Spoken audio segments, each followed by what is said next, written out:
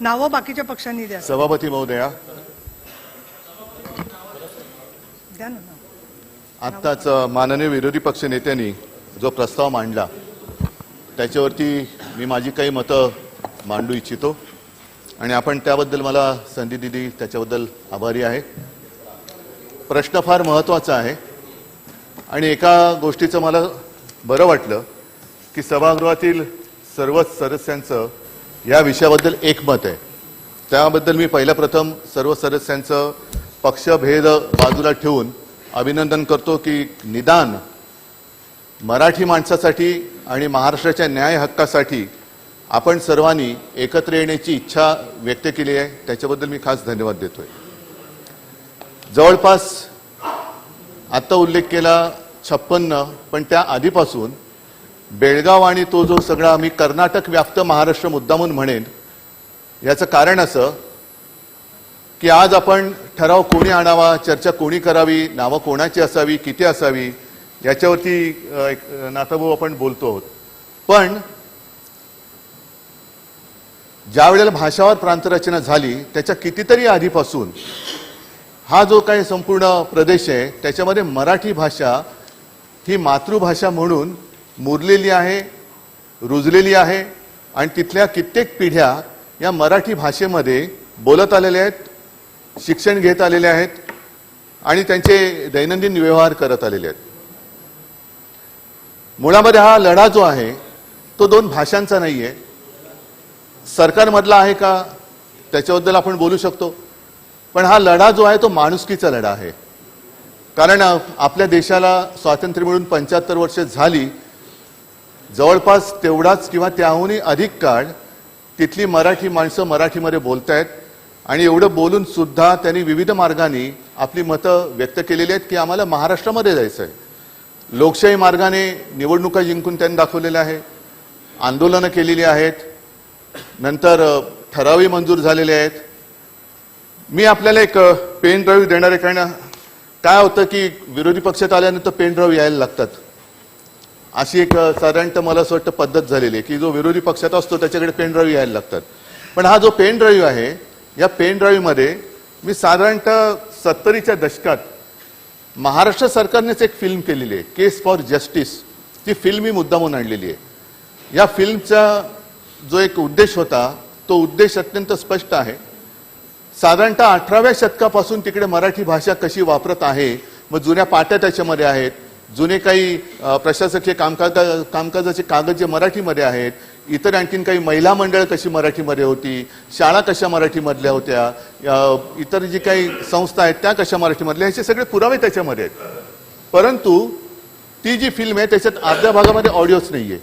मी आपल्याला हा pen drive देऊ इच्छितो, तो आपण घ्यावा आणि माझी विनंती आहे की हा पेन ड्राईव्ह ह्याच्यातली जी फिल्म आहे ती या सभागृहातल्या सदस्यांना तर आपण दाखवावीच, पण दोन्ही सभागृहातल्या सदस्यांना ही फिल्म दाखवण्यात यावी की जेणेकरून जे नवीन पिढीतले आता सगळे लोकप्रिय सदस्य, सन्माननीय सदस्य या सभागृहात आलेले त्यांना कळू द्या की हा ठराव म्हणजे नेमकं काय आहे आणि हा ठराव कशासाठी आपण आणतोय, का आपण तिथल्या जनतेच्या पाठीशी उभं राहायचं आणि कशी त्या जनतेवरती एक भाषिक अत्याचाराची एक जी पकड दिवसागणी घट्ट होत चाललेली आहे त्याच्या विरुद्ध आपण काय नेमकं करायला पाहिजे हे ही फिल्म बघितल्यानंतर कळेल.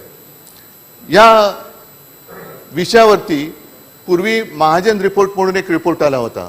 मला वाटतं आपल्या हिंदुस्थानचे माजी सरन्यायाधीश महाजन, आणि त्यांनी तो रिपोर्ट दिला होता. त्या रिपोर्टची चिरफाड करणारं पुस्तक आपले महाराष्ट्राचे माजी मुख्यमंत्री बॅरिस्टर अंतुले साहेब त्यांनी लिहिलेलं आहे. ते पुस्तक पण जर आपल्या इकडे असेल तर तेही सर्वांना द्यावं, नसेल तर एक कॉपी मी ती आपल्याला देतो आहे.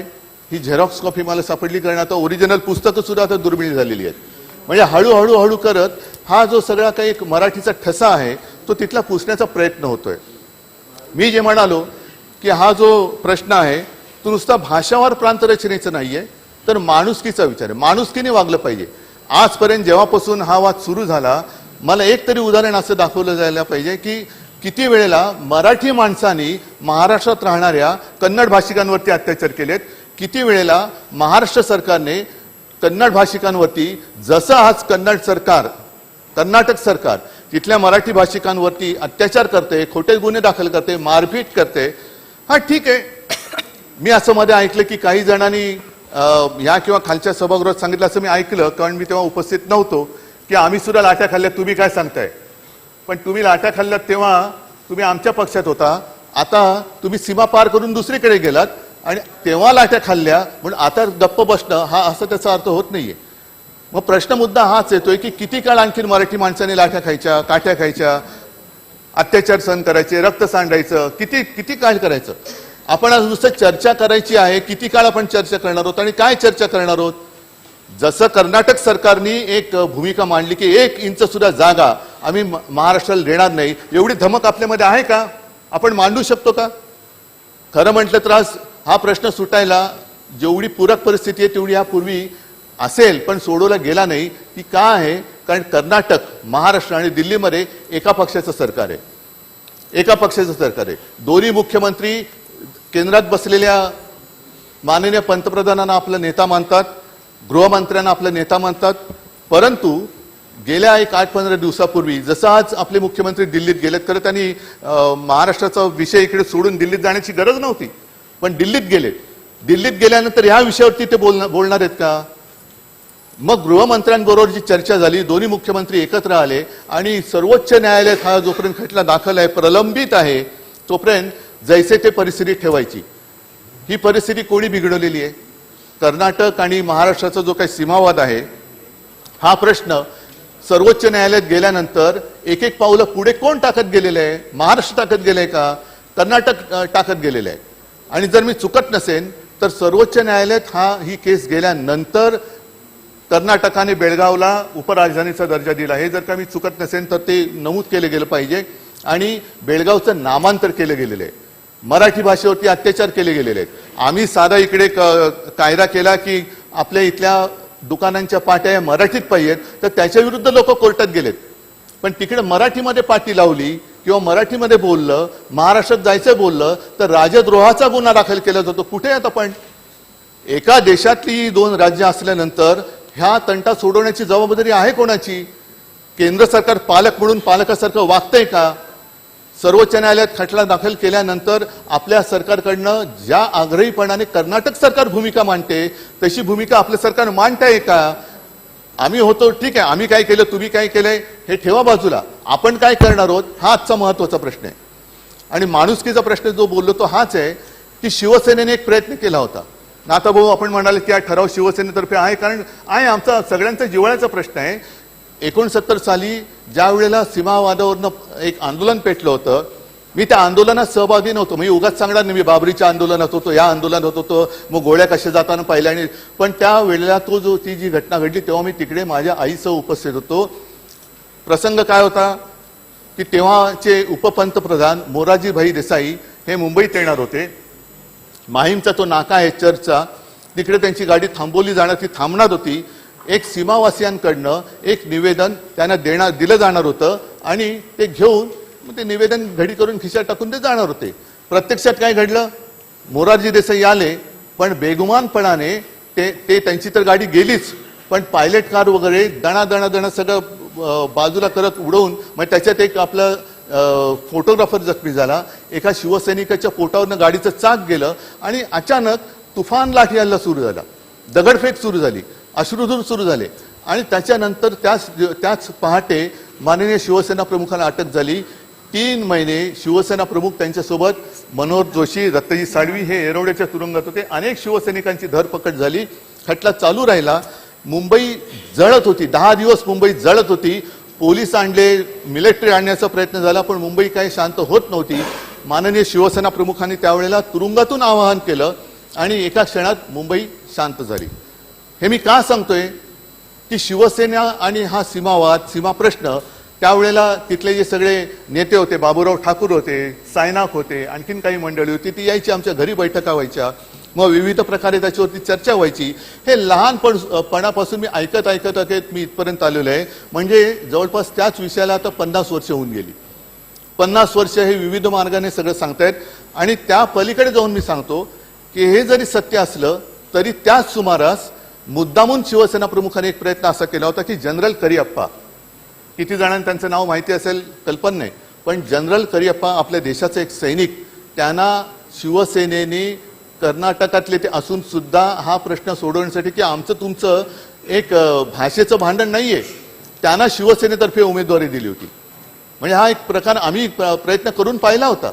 आणि जनरल करियप्पांबद्दल मला मुद्दामून सांगायचं वाटतं की जनरल करियप्पा हे जनरल म्हटल्यानंतर सैन्यामध्ये होतेच, पण त्यांचा मुलगा सुद्धा सैन्यात होता आणि तो मुलगा तिकडे पाकिस्तानमध्ये युद्धबंदी होता. जेव्हा हे कळलं की इकडे हे जनरल होते तेव्हा त्यांना असं सांगण्यात आलं की तुमच्या मुलाला आम्ही सोडून देतो. तेव्हा करियप्पाने त्यांना सांगितलं की नाही, केवळ माझा मुलगा आहे म्हणून त्याला सोडायचं नाही, तो भारताचा सैनिक आहे, जसं तुम्ही ज्या वेळेला इतर सैनिकांना सोडाल त्याच वेळेला माझा मुलगा सुटला पाहिजे. म्हणजे ही देशभावना ही कर्नाटकातल्या लोकांमध्ये सुद्धा आहे, त्याचा आम्ही आदर करतो. पण आत्ता हे जे काही सगळं चाललेलं आहे हे काय चाललेलं आहे, आम्ही 1 इंच सुद्धा जागा देणार नाही, ही कौरवी वृत्ती आली कशी? आणि ही ज्या मुख्यमंत्र्यांनी बोलले ते मुख्यमंत्री ज्या पक्षाचे आहेत त्यांचे नेते तिकडे काय करतायत? महाराष्ट्रातल्या नेत्यांवरती आम्ही कारवाई करू, काय मोगलाई आलेली आहे? महाराष्ट्राला 1 इंच सुद्धा जागा देणार नाही. संजय राऊत हे चीनचे एजंट आहेत. कोणी कसा शोध लावला तुम्ही? चीनचे एजंट. म्हणजे आम्ही महाराष्ट्रातली 1 इंच सुद्धा, कर्नाटकातली 1 इंच आम्हाला 1 इंच नकोच आहे, आमची जागा आम्हाला पाहिजे. जी आमची जागा आम्हाला तुम्ही घेतलेली आहे त्या महाजनांनी एक काहीतरी ती लाईन मारली, त्याच्याबद्दल सुद्धा त्या केस फॉर जस्टिसमध्ये व्यवस्थित लिहिलेलं आहे की कसा कसा अत्याचार झालेला आहे, अन्याय झालेला आहे. ती कोणती गावं तिकडे 60% 70% ही लोकसंख्या मराठी भाषिक असताना सुद्धा कर्नाटकात टाकली गेली. हे सगळं त्याच्यात दिलेलं आहे. पण हे नुसतं आपण ऐकत चाललंय. कर्नाटक पुढे चाललेलं आहे, विधानसौधा बांधते, उपराजधानी करते, बेळगावी करते, काही त्याच्यातनं निष्पन्न निघेल असं वाटत नाहीये. आणि खरंच आपल्याला या विषयामध्ये काही सोडवणूक करण्याच्या दृष्टीने पावलं टाकण्याची हिंमत आहे का? कारण ते मुख्यमंत्री जोरात बोलतायत, आमचे मुख्यमंत्री, मी राजकीय बोलत नाही, पण आमच्या मुख्यमंत्र्यांनी एक ब्र तरी आजपर्यंत या विषयावरती काढलंय का? बरं, हा मुद्दा सोडवणार कोण? मला ठराव तुम्ही मांडणार आहात, हा ठराव नेमका असणार आहे काय? काय आपण विचार केलेले, शब्दांकन केले का त्याचं? माझं मत आहे हा ठराव असाच असला पाहिजे की जोपर्यंत हा विषय सर्वोच्च न्यायालयात प्रलंबित आहे तोपर्यंत हा सगळा कर्नाटक व्याप्त महाराष्ट्र हा केंद्रशासित झालाच पाहिजे. ही मागणी या ठरावाद्वारे आपण केली पाहिजे आणि विधिमंडळाकडनं केंद्राकडे पाठवली पाहिजे. केंद्रशासित करा प्रदेश. कारण दरवेळेला हे अत्याचार होतात. आम्ही काय करतो, नुसत्या बसेसना काळं फासतो, 2-4 काचा फोडतो, पण तिकडे नाथा भाऊ, तिकडे त्या आपल्या मराठी माणसांना फरफटत नेलं जाते, लाठीमार केला जातोय. अगदी बेळगावच्या महापालिकेने महाराष्ट्रामध्ये जायचंय हा ठराव पास केल्यानंतर ती महापालिका बरखास्त करण्यात आली. आज मी ऐकतोय की आपल्या काही ग्रामीण भागातल्या काही त्या परिसरातल्या ग्रामपंचायतीने ठराव केले कर्नाटकात जाणार. काय करणार होतं आपण त्यांच्याबद्दल? काय त्यांच्याबद्दल आपण शिस्तभंग किंवा राजद्रोहाचा खटला टाकणार आहोत का, जसं तिथल्या महापौरांवरती टाकलं गेलं होतं? नाही, त्यांनी महापालिका बरखास्त केलीच ना. आपण ग्रामपंचायती बरखास्त करणार आहोत का? कोणत्याही पक्षाच्या असो. आम्ही एवढ्या ग्रामपंचायती जिंकल्या, आम्ही एवढ्या, हो तुम्ही जिंकल्यात, पण त्या जिंकलेल्या महापालिका ग्रामपंचायती जर महाराष्ट्राच्या विरुद्ध काही ठराव करत असतील तर तुम्ही अभिमानाने सांगणार आहात की ह्या आमच्या पक्षाने जिंकलेल्या ग्रामपंचायती आहेत का बरखास्त करणार आहात? काय करणार आहेत त्याचा सुद्धा निकाल आज लागला पाहिजे. आणि ठराव करणार असाल तर बाकी मला वाटतं चर्चा चरवण करू नका. ते च्युइंगम चावल्यासारखं काहीतरी तोंड हलवण्यासारखं करून त्यांची थट्टा करण्याची आता गरज नाहीये. गेल्या अनेक वर्ष पिढ्यानपिढ्या की लोक सांगतात. मला आठवतंय काही वर्षांपूर्वी मी कोल्हापूरला गेलो होतो, त्यावेळेला कोल्हापूरला मला तिथली ही आपण सीमा परिषद घेतली होती. लहान लहान मुलं येऊन त्यांनी 1-2 मुलांनी मला मिठ्या मारल्या, त्यांनी सांगले की आम्हाला वाचवा, आम्हाला कानडी शिकायची नाही, आम्ही मराठी आहोत, आम्हाला मराठी भाषा शिकायची आहे. त्यांना मराठीमध्ये शिक्षण नाकारलं जाते. रोजचे व्यवहार आहेत ते मराठीमध्ये नाकारले जातात. हे जर का आम्ही मागणी केली, ही जर मागणी आम्ही केली तर संपूर्ण देश आमच्यावरती तुटून पडेल की तुम्ही भाषिक आहात, तुम्ही प्रांतीय आहात, तुम्ही अमुक आहात, तुम्ही तमुक आहात. पण कर्नाटकाबद्दल काय, कर्नाटक ह्या देशाचं राज्य आहे की नाही? जर सर्वोच्च न्यायालयाचा निकाल आम्हाला बंधनकारक आहे तर कर्नाटकाला तो आहे की नाही? आणि सर्वोच्च न्यायालयात हा विषय प्रलंबित असताना जे कर्नाटक सरकार, बरं त्याच्यामध्ये एक विशेष, राज्य पक्ष सरकार कोणाचंही असो या प्रश्नाबद्दल ते एकजुटीने उभे राहतात. हे त्यांच्याकडनं आपण शिकण्यासारखी गोष्ट आहे, आपल्याकडे शिकण्यासारखी गोष्ट आहे. आणि मला अजूनही एकही कर्नाटकातला मंत्री असा माझ्या निदर्शनास आलेलं नाही की तो महाराष्ट्रामध्ये येऊन बोललाय की जन्म घ्यावा तो महाराष्ट्रामध्ये घ्यावा, असं एक सुद्धा बोललेलं नाही. पण दुर्दैवाने आपले तत्कालीन आणि आत्ताचे सुद्धा मंत्री हे कर्नाटकात जाऊन बोललेले आहेत की जन्म घ्यावा तो कर्नाटकामध्ये घ्यावा. असे जर का राज्यकर्ते महाराष्ट्रामध्ये असतील तर आपण किंवा त्या वादग्रस्त कर्नाटक व्याप्त महाराष्ट्रातल्या जनतेने न्यायाची अपेक्षा कोणाकडनं करायची?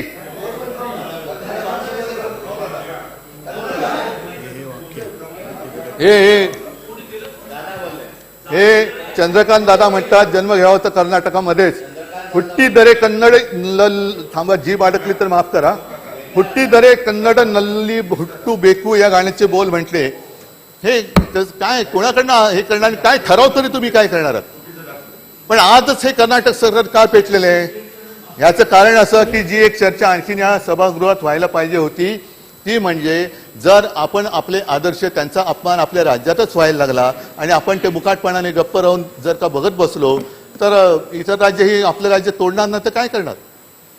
संपूर्णपणे हा जो कर्नाटक व्याप्त महाराष्ट्र आहे तो अत्याचार भोगत आलेला आहे. मुलं लहानाची मोठी होत आहेत. काही आता त्यावेळेची मी नावं घेतली, सायना खोटे, बाबुराव ठाकूर ते तर राहिले पण नाहीये.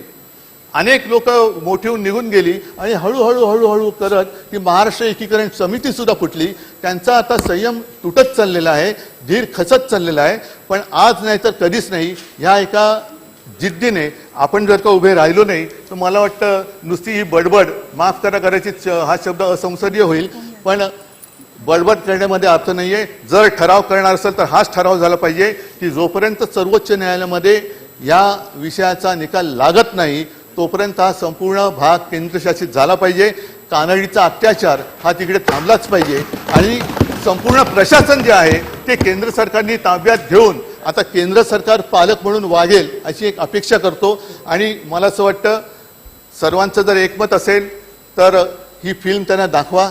तो महाजन रिपोर्ट त्याचं जे काय अंतुलेने चिरफाड केली ती सुद्धा दाखवा. नाही, सगळेच महाजन तसे असतात असं माझं म्हणणं नाहीये. सगळेच महाजन महाराष्ट्रद्वेष्टे असतात असं माझं म्हणणं नाहीये. काही महाजन हे महाराष्ट्रद्वेष्टे होते, काही महाजन आहेत की नाही याचा शोध लागू शकतो, पण सगळे महाजन हे महाराष्ट्रद्वेष्टे असतात असं माझं म्हणणं नाही. महाजन आयोग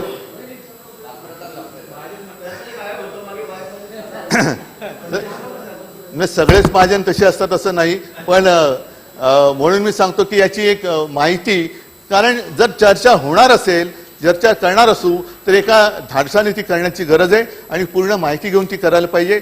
बाकी चर्चा काय होणार त्यावेळेला तर मी असणारच आहे. माझी अशी अपेक्षा आहे की मुख्यमंत्री येतील नाही येतील, कधी येतील, काय करतील, दिल्लीतनं त्यांना कधी सोडलं जाईल, पुन्हा विमान अर्ध्या वाटेत आल्यानंतर परत बोलवलं गेलं तर आज ठराव मांडला जाईल की नाही मला माहिती नाही. पण हे आपलं सार्वभौम सभागृह आहे. विधिमंडळाने हा ठराव आजच्या आज करावा आणि केंद्र सरकारकडे पाठवावा अशी माझी नम्र विनंती आहे. धन्यवाद. जय हिंद, जय महाराष्ट्र. एक मिनिट दरेकरजी, दरेकरजी एक मिनिट थांबा. मंत्री महोदय बोला. माननीय मुख्यमंत्री महोदयांच्या बाबतीत सन्माननीय उद्धवजी ठाकरे साहेब म्हणाले की ती येतील का नाही येतील, निम्या वाटेतनं त्यांना परत बोलवलं जाईल का. माननीय मुख्यमंत्री महोदय, हे गुरु गोविंद सिंगांच्या जो शताब्दीचा कार्यक्रम आहे की ज्या गुरु गोविंद सिंगांची नांदेडला मोठी समाधी आणि मोठं त्यांचं स्मारक आहे, त्या कार्यक्रमाला राज्याचे प्रतिनिधी म्हणून तिथं अभिवादन करण्याच्या कार्यक्रमाला केवळ गेलेले आहेत. दुपारपर्यंत माननीय